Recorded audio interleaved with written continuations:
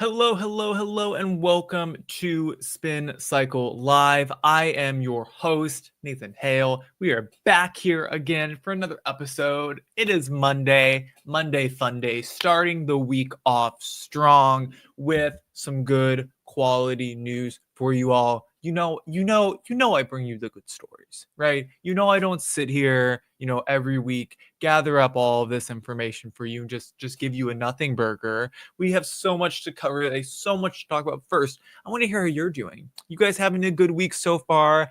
Just a quick aside about me. I posted on my X earlier today that I had a professor who's going on a total Trump derangement syndrome rant in my classroom today that was somewhat provoked by students encouraging this.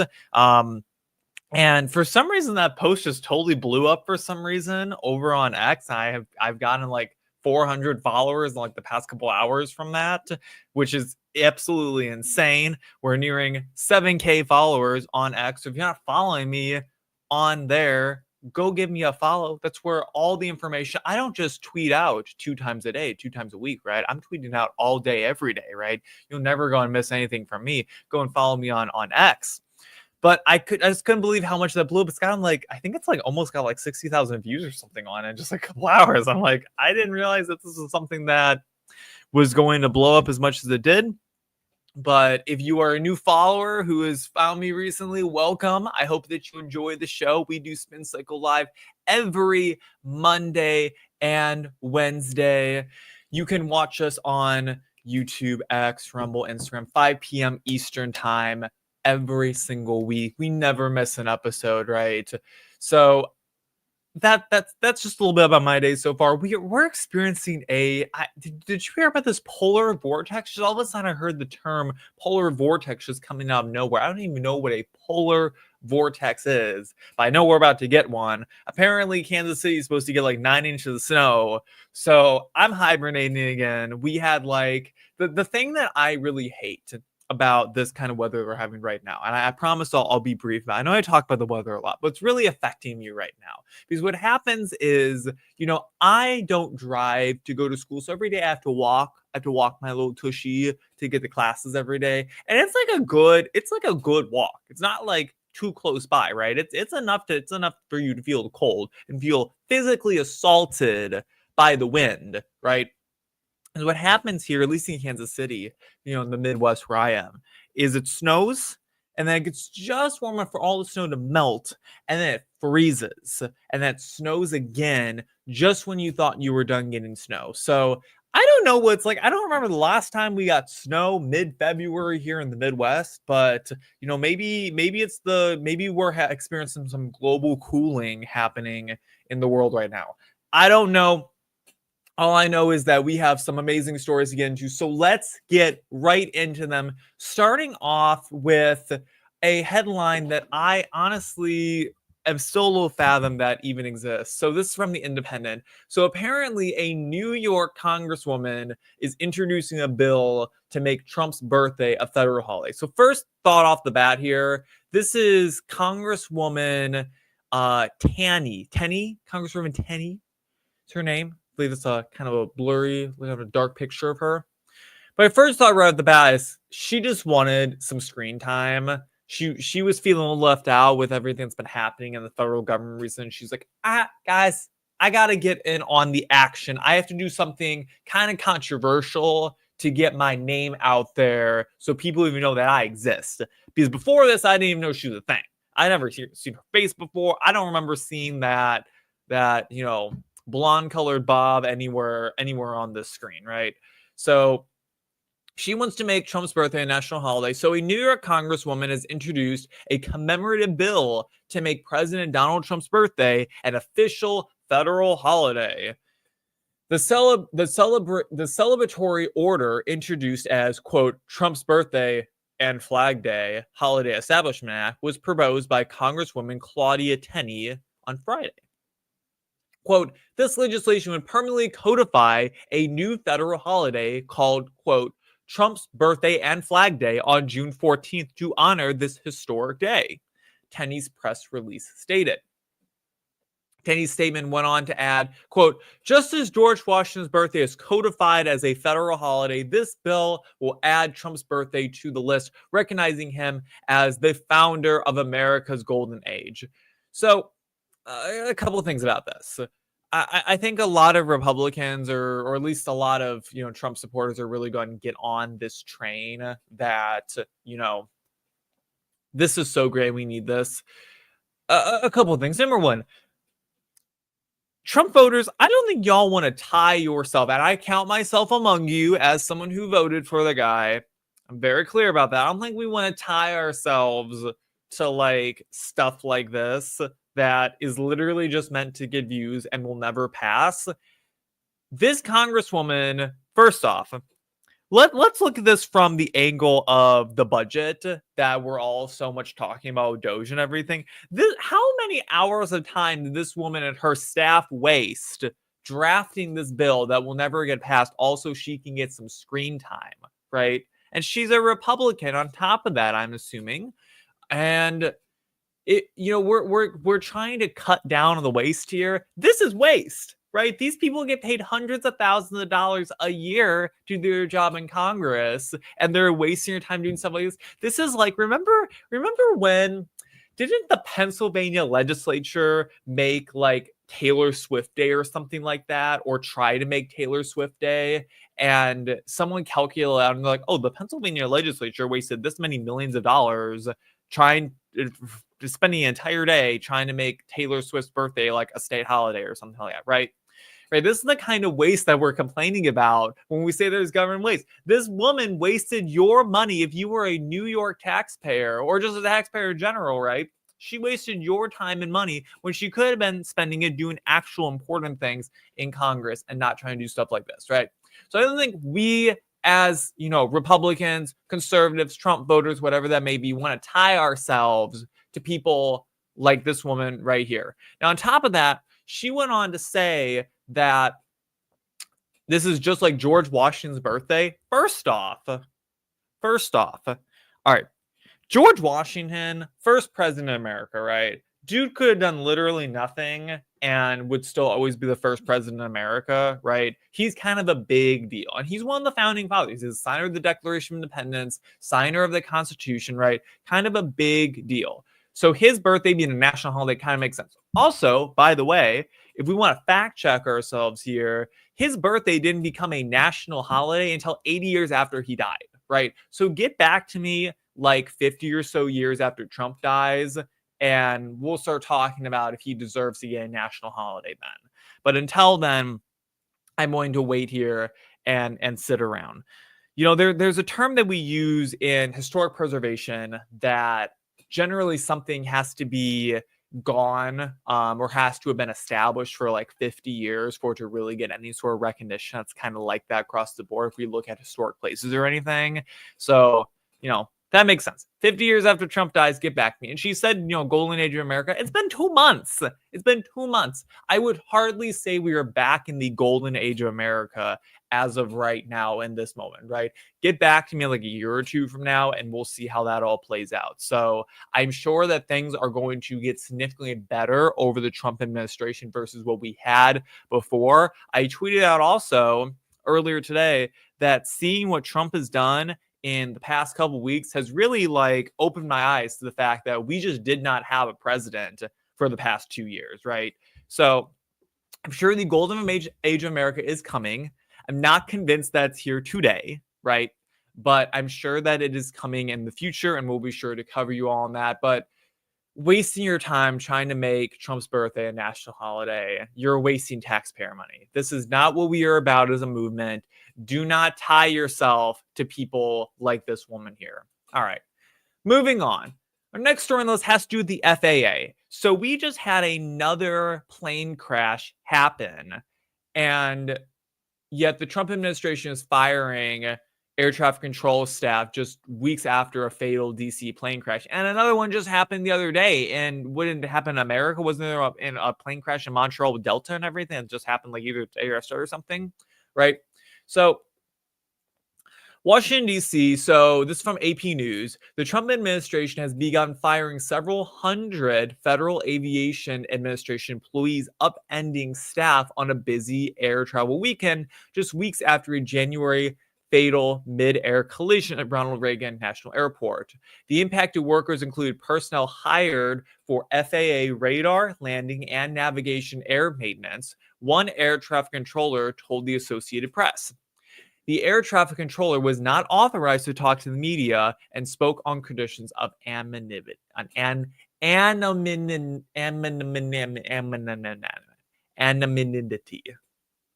Gosh, I can never pronounce that word. You couldn't pay me enough money to pronounce that word correctly. You all know what I meant, right? All right.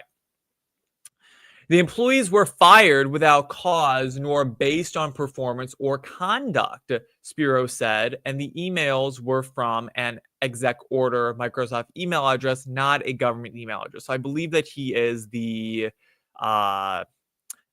union leader for the air traffic controllers. So the firing hit the FAA when it faces a shortfall in controllers. Federal officials have been raising concerns about an overtaxed and understaffed air traffic control system for years, especially after a series of close calls between planes at U.S. airports. Among the reasons they have cited for staffing shortages are under competitive pay, long shifts, intensive training, and mandatory retirements. All right. A little bit more about this than we'll get into. I know I've read a lot, but this is important to talk about. So just days before the collision, President Donald Trump had already fired all of the members of the Aviation Security Advisory Committee, a panel mandated by Congress after the 1988 Pan Am 103 bombing over Lockerbie, Scotland. The committee is charged with examining safety issues at airlines and airports. So one FAA employee, so this is the part that I think might be a little, not necessarily confirmed. There's no evidence yet to really support this, but we'll see. So one FAA employee who was fired over the weekend suggested he was targeted for his views on Tesla and X, not as part of a general probationary level sweep.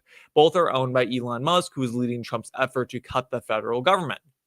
So Charles Spitzer Strandlander posted on LinkedIn that he was fired just after midnight Saturday, days after he started getting harassing messages on Facebook.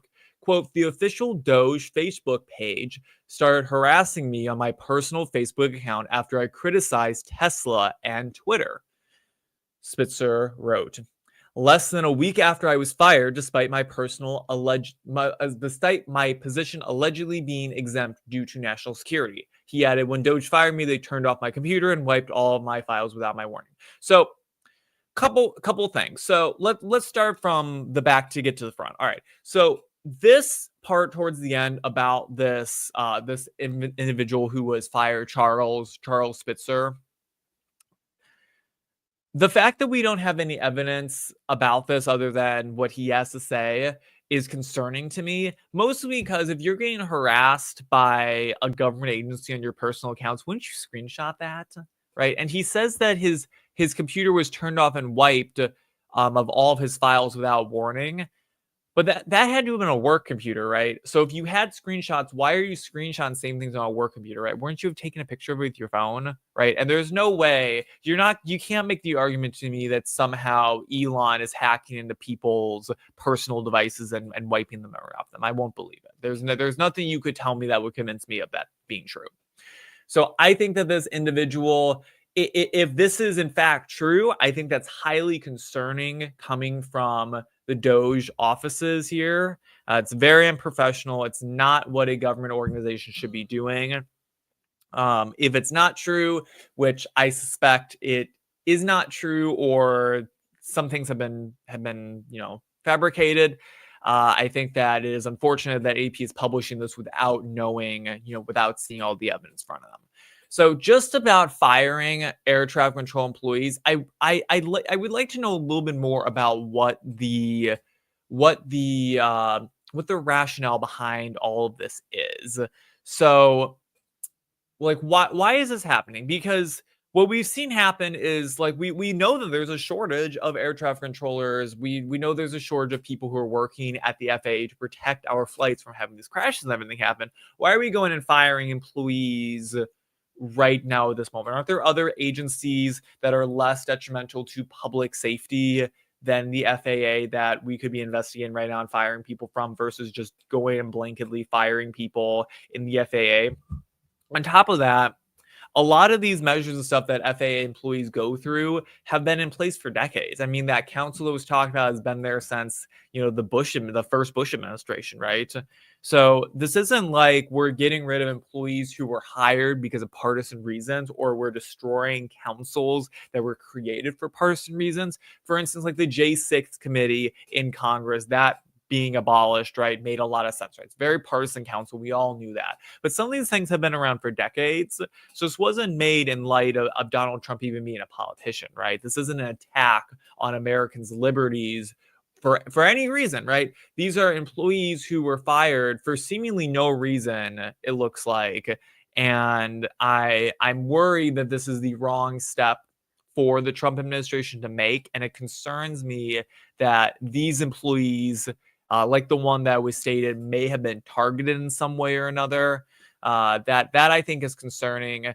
I think that the administration should be going after staffing in other agencies first and focusing on getting more qualified people into the FAA air traffic control offices, so our flights can be protected, right? It's concerning to me that we've had 2 airplane crashes just a few weeks away from each other in the past, month or two, right? That's concerning to me. That worries me, right? As someone who knows people who fly on airplanes, right? So that's all I have to say about that story. We're going to move on.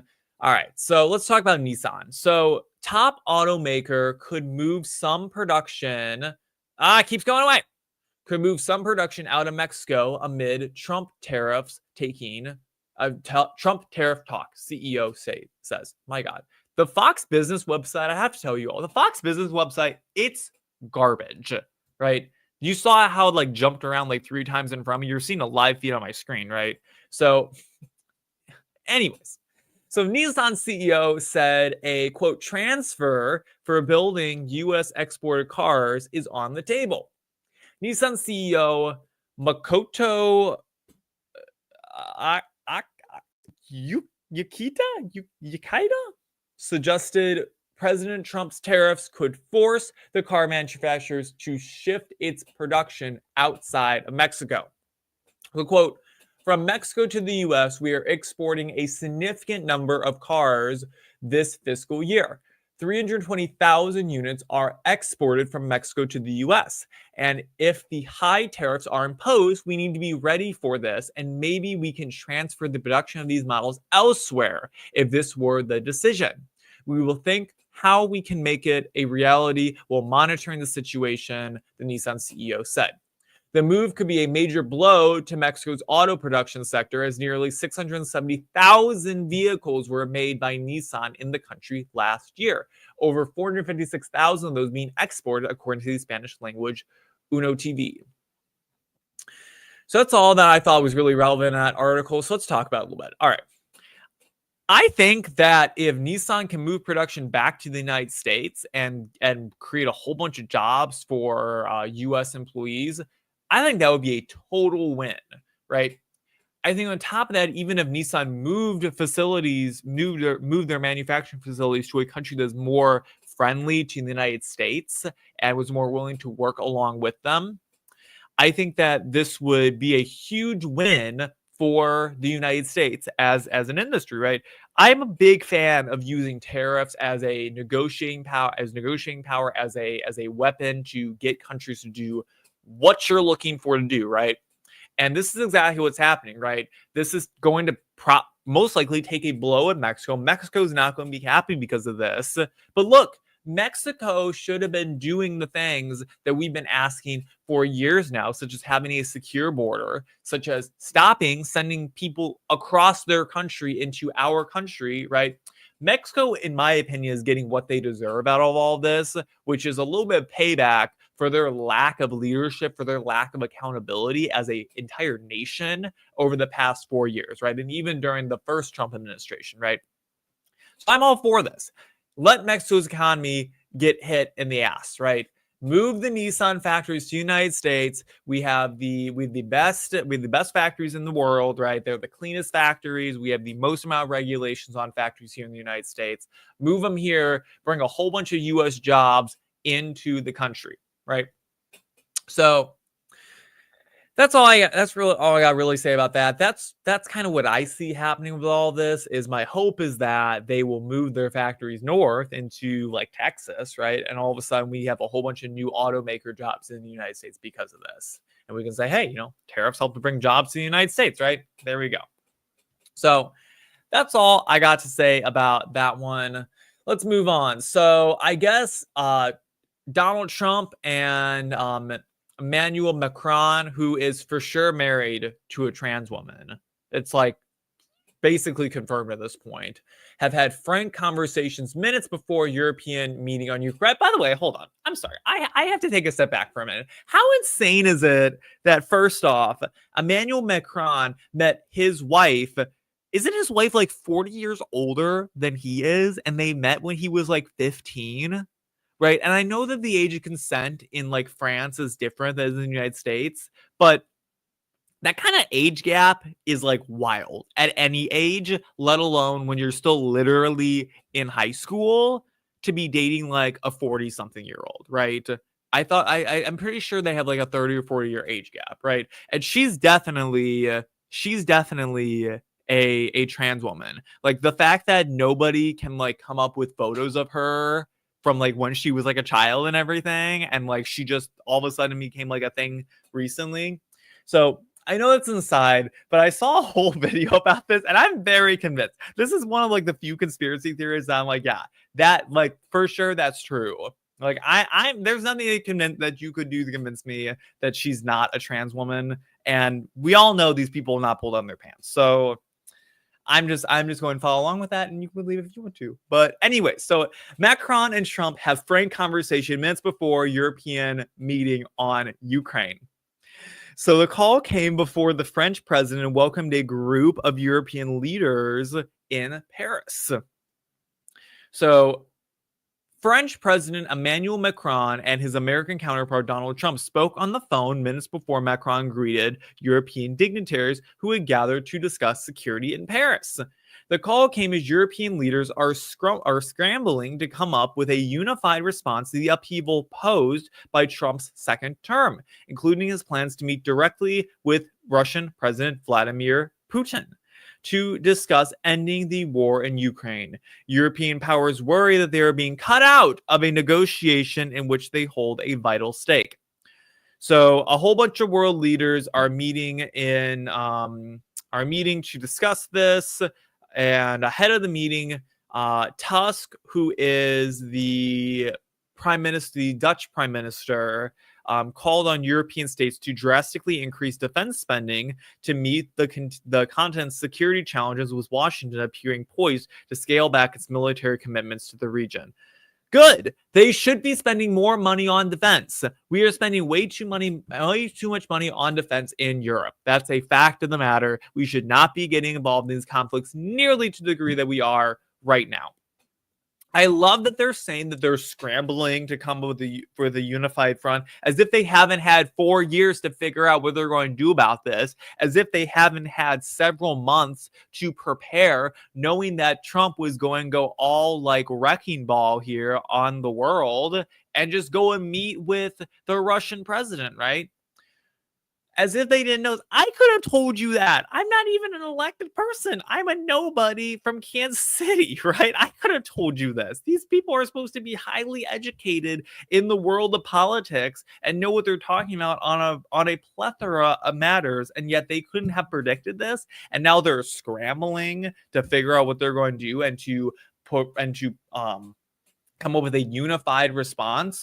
They should have had a unified response 4 years ago when all of this first started happening between Russia and Ukraine. They should have been the main people directing the actions against Russia, right? It should not have been the United States who was the front runner defending the Ukrainians against Russia. It should have been the European powers. Where were they at for all of this time when there were people dying in Ukraine, when there was conflicts that are happening near their borders, sometimes on their borders, right? Where were these people then, right? Crickets. But now all of a sudden, as soon as Trump wants to say, y'all haven't done anything for the past 4 years, I'm just going to go over all of your heads and go and talk to the guy myself and figure this thing out. Now, all of a sudden, they're concerned, right? My gosh. So, wild. I truly hope that Trump spoke some sense into some of these dummies who are these leaders of these very powerful countries across the world. Especially over in Europe. We all know that Europe is like, they sit on their hands and they're a little soft. The Europeans are a little soft. They talk a little softer, right? They're very much into, walking everywhere. They don't have the automobiles. They ride trains everywhere, right? They like to bike a lot, but you need to be strong countries, guys. You can't get so soft that like all of a sudden you're scrambling to figure stuff out when all of a sudden a big guy steps up and is like, I'm going to end this thing, right?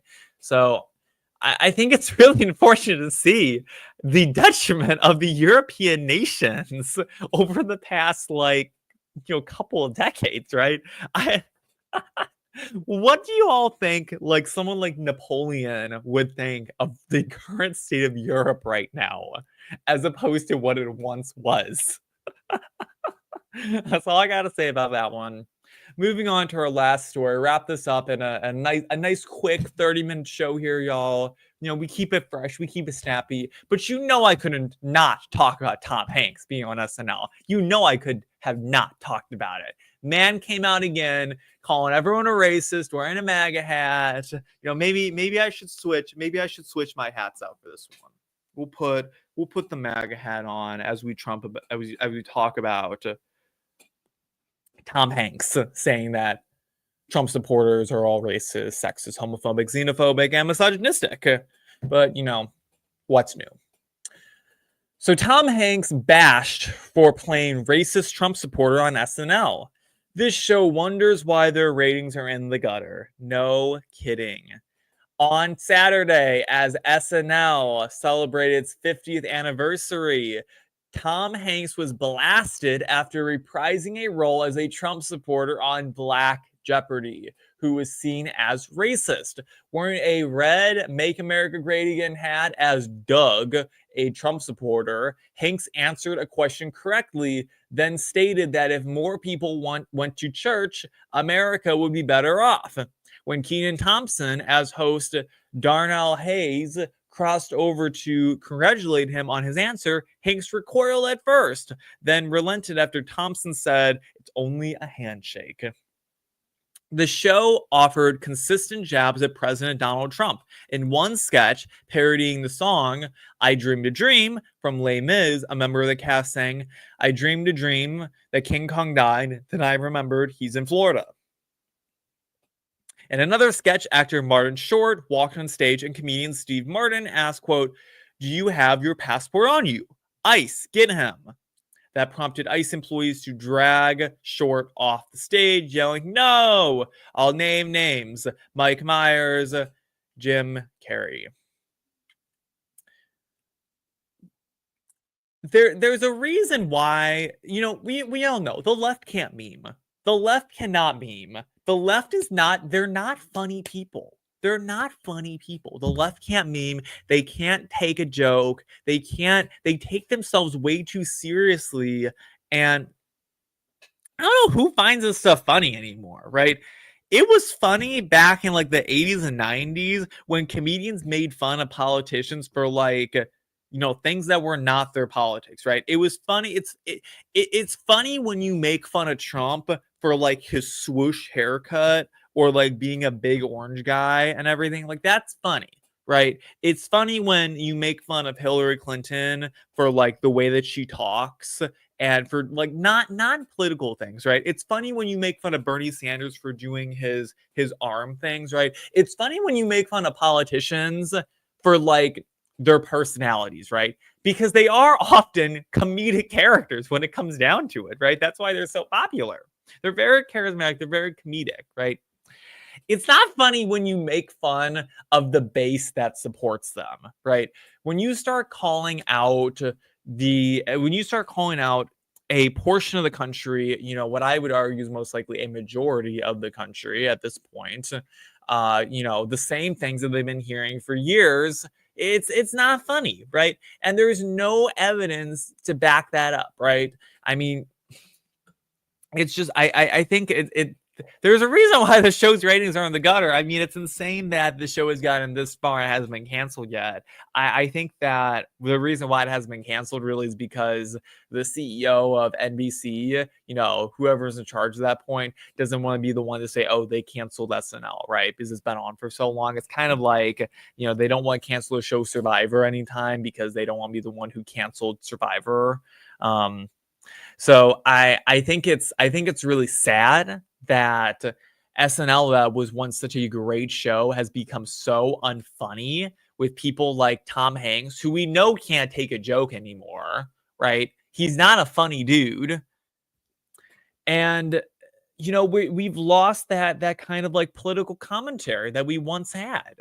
And political commentary that is smart and actually has, relevant points in society, it's funny. It's funny. I don't care who is against, right? I find jokes against Republicans funny all the time when they're actually witty and make sense, right? I can take a joke. I understand it. But the right can meme. The left can't meme, right? The left cannot meme. The left cannot make jokes that are, worthwhile. They take things far too seriously. You have no idea how many times in my comments I make jokes on X about something, and I have so many liberals saying, trying to correct me and everything. Like, guys, it's a joke. Can you not take a joke? It's a joke. It's a joke. It's a joke, right? Read the room here. So, that's all I really gotta say about that. But Tom Hanks, SNL, don't watch it. Who's even watching SNL anymore, right? People who are not funny. That's who. But that's all I got to say about that, folks. It is the end of the episode. So we will see you back here on Wednesday. We have so many great things to talk about then. So many great stories that are yet to be announced. So I hope you all are having a good Monday. I hope that if you are in the jet stream of the winter voyage, the winter vortex that is coming through North America, I hope that you stay warm. I know that I'm going to be hibernating. I think that just as I was recording the show, I got a text message saying that my school canceled all classes tomorrow. So I'm going to be staying inside. I'm going to stay nice and warm inside my home. I got my Lego behind me, right, to keep me company. I got all of you online, right? I love you all so much. You make me so happy. I love every week I get on, I record another show for you all, and I see the viewership going up and up and up every episode. It makes me so happy. I'm so glad I'm talking to even just a small portion of you all, getting my viewpoints out there. I'm glad that you enjoy listening to me. You enjoy listening to me and my opinions.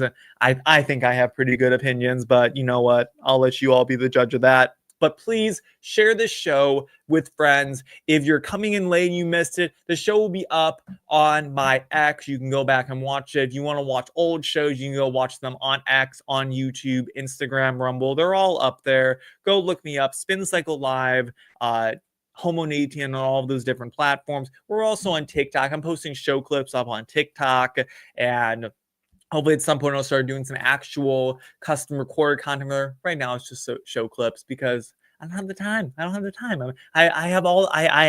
enough time to provide you all these hot stories on Mondays and Wednesdays, a few show clips a week, and that's about it. But I love you all so much. Share this with friends. Follow me on X. Give me some love over there, right? Tune in again Wednesday, 5 p.m. Eastern time, right, for all of your updates news-wise.